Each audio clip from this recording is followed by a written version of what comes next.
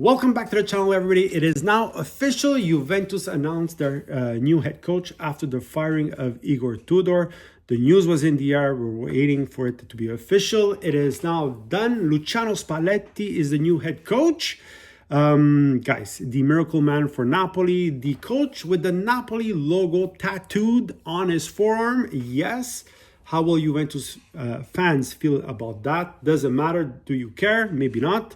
For one thing, from what I understand, the contract is till June 2026 with an automatic renewal if he qualifies for the Champions League at 3 million euros a season.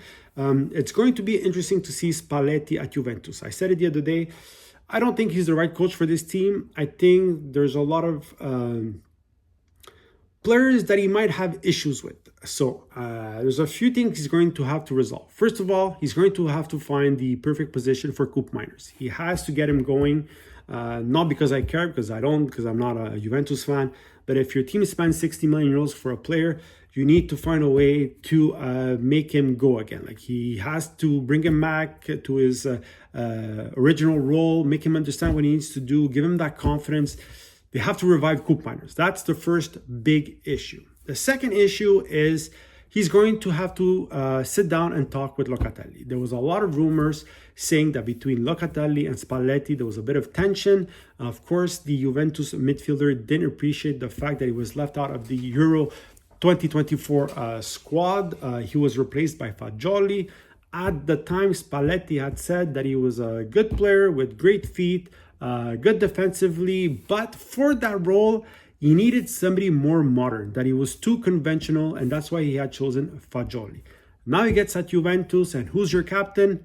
Locatelli. And so he is going to have to figure that part out as well. You don't want to start your contract with beef with a player, right? It doesn't work out. It's never going to work out in the locker room. There's going to be factions if there aren't already. And then he's going to have to figure out who's his main striker, because so far David hasn't shown anything, Openda hasn't shown anything, and your best striker is the player that Juventus didn't want anymore, Vlahovic. So he isn't going to renew his contract, or he wasn't going to renew his contract, but he seems to be one of the leaders of this club. I don't know if you heard his press conference after the Udinese game that Juventus won 3-1. Guys, he said it. We've gone through 3 coaches in a year and a half. We need to look at ourselves in the mirror, talking about the players. It's not always the coach's fault.